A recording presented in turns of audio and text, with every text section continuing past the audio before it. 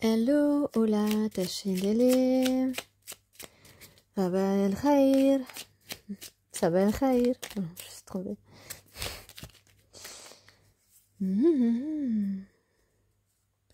Alors, on va commencer par les petits conseils pour ne plus avoir peur.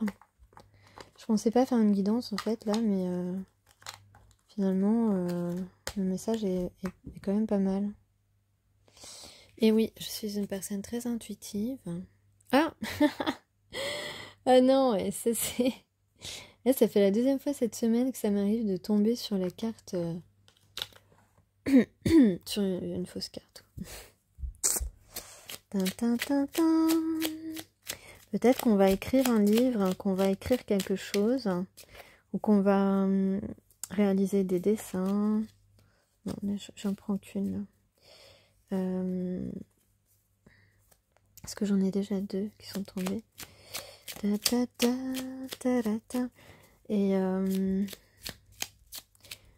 peut-être qu'on va écrire des messages là. Là, ce sont des messages qui vont être échangés par écrit parce que quand on est timide, c'est plus facile d'écrire. Donc moi, je conseille d'envoyer des textos. Voilà, pour commencer à discuter si on a du mal. Si on a du mal à y arriver. Alors, les 3 messages du jour pour ne plus avoir peur. Excusez-moi. Alors, c'est en ce moment, je suis sous la clim et ça... Enfin bref, on s'en fout. Le premier message. J'ai peur de vieillir, j'en profite pour fêter mes anniversaires en grande pompe. Pour faire reculer la peur de prendre l'âge, il faut considérer l'année qui vient comme un temps à vivre, plein de richesses et de surprises. Donc, ça peut parler aux personnes qui prennent de l'âge, qui ont l'impression d'être vieux, alors que c'est pas forcément vrai. Hein, la quarantaine, même 50 ans, moi je trouve que c'est pas vieux. Ça, c'est vraiment une idéologie française. De dire à 50 ans on est vieux, n'importe quoi. On est encore jeune à 50 ans. Donc, ici, on parle de... Bah justement, moi, j'aimerais bien fêter mon anniversaire en grande pompe cette année. Donc, avec le petit ami, le soleil, la plage, voilà, un verre qui fait plaisir, tout ce qui me fait plaisir. Voilà, au soleil, au bord de la mer, c'est ça que j'ai envie de faire mon anniversaire cette année avec la personne de mon cœur. Voilà, faites comme moi, demandez ce que vous voulez. En tout cas, ici on parle aussi de surprise. Comme je parlais dans une autre de mes guidances, il me semble que récemment j'ai parlé d'une personne qui pourrait vous faire des surprises, vous préparer une surprise ou vous surprendre, en tout cas, et même peut-être se surprendre lui-même. Alors, l'amour n'est pas une marchandise que je troque. Je peux donc donner de l'amour sans en attendre forcément en retour. Aimer sans attendre de retour, c'est se donner la permission d'aimer pour ce que l'on donne et non pour ce que l'on risque de recevoir. C'est aussi se préparer à accueillir ce que l'autre nous donnera, au lieu d'attendre quelque chose qui ne viendra peut-être pas. C'est enfin se détacher de la peur entretenue par ces attentes. Je vous montre la carte.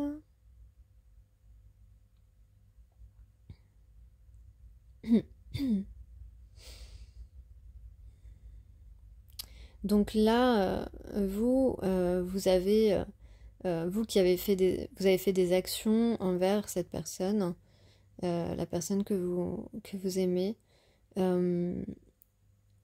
sans rien attendre évidemment, vous avez donné votre affection à cette personne par des gestes, par des mots, par des sourires, par des petits mots échangés, plein de petites choses, par peut-être même des cadeaux. En tout cas, à chaque fois, ce que vous avez donné, c'était avec amour, c'était de l'amour. À chaque fois, vous avez eu une attention envers cette personne. Et même si on n'attend rien en retour, il est bien noté ici que voilà, on se prépare tout de même à accueillir ce que l'autre nous donnera. C'est-à-dire qu'on vous demande ici de ne pas attendre quelque chose de précis, de ne pas attendre pas un résultat, mais de ne pas attendre que la personne vous donne au moment où vous attendez qu'elle vous donne ce retour. Voilà, ne pas être trop bloqué dans votre imagination, à savoir quand, comment, voilà, attendre exactement, qu'il doit faire comme ci, il doit faire comme ça. Non, en fait, on s'en fout. On s'en fout. Tout ce que vous avez à faire, c'est accueillir lorsqu'il va s'investir vers vous. Et ensuite, on a « j'ose déplaire à ceux que j'aime. Je fais ainsi confiance à l'amour que l'on me porte. » Si l'amour que les autres nous portent est vrai, sincère et solide, il résistera à cet épisode de notre histoire commune. Si ce n'est pas le cas, mieux vaut le savoir tout de suite pour éviter de plus lourdes déconvenues plus tard. Donc là, on vous dit en gros, arrêtez d'écouter les autres qui veulent vous influencer, aller vers ce que vous aimez et vers la personne que vous aimez, sans écouter le jugement des autres, quitte à leur déplaire, parce que franchement, on vit pas pour les autres, hein. On vit pour soi, déjà suffisamment compliqué. Ok, ensuite, qu'est-ce qu'on a? Ouais, c'est pas nécessaire, vous voyez toutes les cartes, c'est pas grave. Et tiens, je vais tirer une ou deux cartes de ça. Attends, je mélange quand même.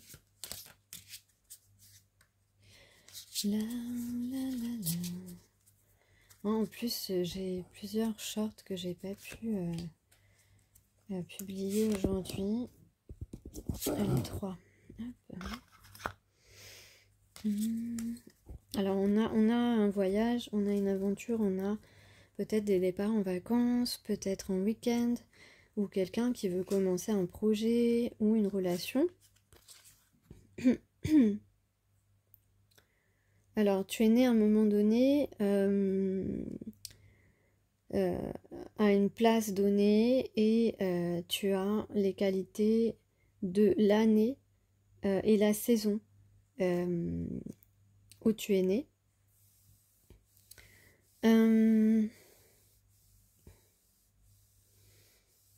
On dit que l'astrologie ne vous donne pas tout, n'est pas responsable de tout, de toutes les choses que vous avez en plus. Voilà. Ensuite, on a les béliers.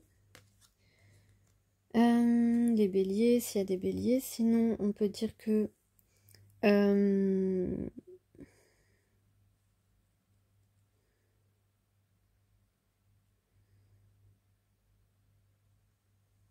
il peut être difficile de vous manipuler, mais par contre, là on parle de complicité, on parle de partenariat,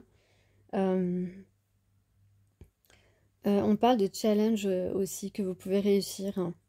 Vous pouvez être un bon partenaire,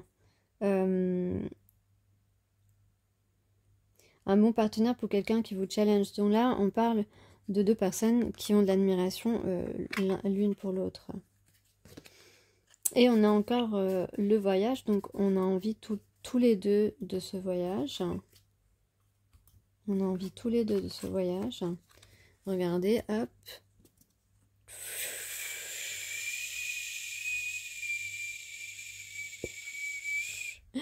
On se rejoint. Ah, mais la carte, elle veut pas. Allez, hop, on va mettre ça comme ça. N'importe quoi. Je je suis fatiguée. Du coup, j'ai pas lu la carte. Ah voilà, celle-là. Ah, c'est un message que j'ai déjà donné cette semaine, je crois. On parle encore de l'astrologie, donc là, on vous dit de vous fier aussi à vos qualités, à faire votre équilibre intérieur, parce que quand on parle d'astrologie, on parle de signes, on parle d'émergence positive et négative, de qualité positive et négative d'un signe, et c'est à nous d'être d'avoir plus de qualité, de développer plus, pardon, de plus développer vos qualités positives que négatives. Il ne tient qu'à vous, parce que vous possédez, selon votre signe, on possède les qualités et les défauts du signe. Donc c'est comme un reportage météo, en fait, l'astrologie. Il te dit que il te dit les conditions, les situations que tu vas affronter, hein, voilà, dont tu vas être confronté. Et si le monsieur météo te dit qu'il va probablement pleuvoir, tu vas prendre ton parapluie. Donc si tu suis ce conseil, tu seras déjà prêt. Voilà, je l'ai déjà donné ce conseil cette semaine d'ailleurs. Donc, si on te dit que cet homme ou cette femme, c'est l'homme ou la femme de ta vie, ben, considère-le, écoute-le et tu seras déjà prêt. Tu es déjà prêt. Voilà, t'es prête. Oups. Bon, alors, le tirage. J'aime beaucoup la coupe. La coupe ici. C'est vraiment un bon présage. En tout cas, ici, on a quelqu'un qui travaille, qui travaille, qui fait les efforts nécessaires pour un départ, un nouveau départ, pour qui a choisi sa voie, qui a choisi l'amour inconditionnel, oui, plutôt la complétude émotionnelle, le couple qui est sur la même longueur d'onde, sentimentale, émotionnelle, intellectuelle. Voilà, donc on a choisi cette voie, on veut aller vers ça, on veut construire un projet, on veut construire une relation, donc basée sur nos émotions, nos sentiments, notre intellect, notre intelligence mutuelle, etc., etc. En tout cas, le match idéal, on va... Ah, ouf, j'ai cru que ça enregistrait pas. J'ai cru que j'avais pas appuyé sur le bouton. Donc ici, on a un homme, un roi d'eau, donc un roi de coupe, comme vous voulez, qui semblerait c'est un homme amoureux ici. C'est un homme amoureux que vous impressionnez, voilà, parce que ça, on a le blocage, inquiétude ensemble. Bon, on peut croire que vous l'impressionnez et donc il a du mal à communiquer ici. On a effectivement des maladresses, de l'instabilité pour aller vers cette prospérité, pour aller vers cette harmonie. Donc ici, on a aussi des...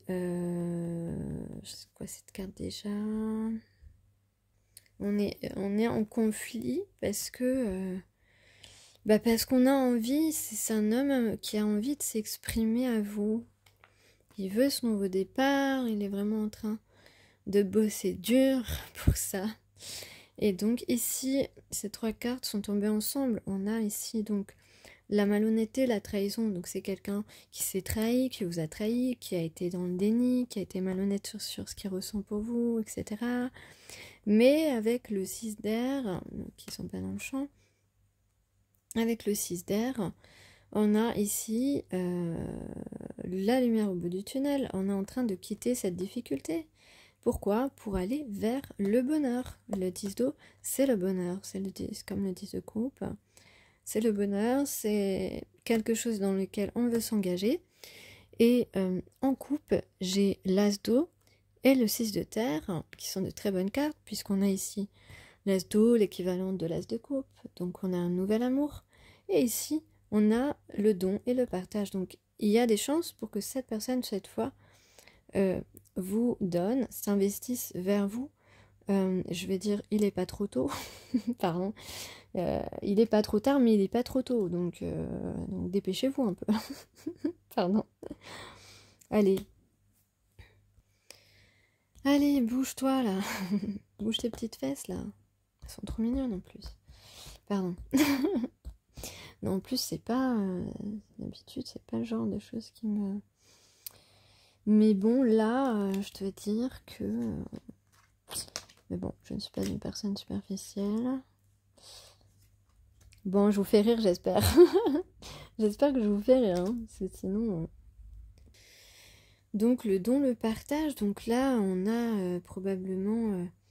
bah, là, c'est très clairement quelqu'un qui a pris la décision hein, de partager avec vous, parce que là, on a la transformation derrière, on a une opportunité de pas rester dans les regrets, voilà, et d'aller vers cette collaboration, vers notre partenaire de vie. Voilà, on a réfléchi, on a trouvé des réponses par rapport à ces blocages, par rapport à notre lien à cette personne. Et ici, on voit que nos désirs peuvent être comblés. En tout cas, on peut se retrouver. Bah, je suis HS, moi. Alors, qu'est-ce qu'on a? J'ai envie de lire... j'aime bien les haïkus, donc... renouveau au parc, inégaux en jeunes feuilles, tous si beaux les arbres. Pascal Senck. Accueillir sa singularité. Donc il y a des chances que ce soit deux personnes qui soient singuliers l'un et l'autre, mais semblables l'un pour l'autre. Je ne suis pas comme toi, je n'ai pas la même histoire, les mêmes tourments, les mêmes compétences. Je suis unique et tu l'es aussi. Oui, ça en revanche, c'est très vrai. Donc sur plein de points, nous n'avons pas vécu la même histoire et les mêmes tourments, c'est certain.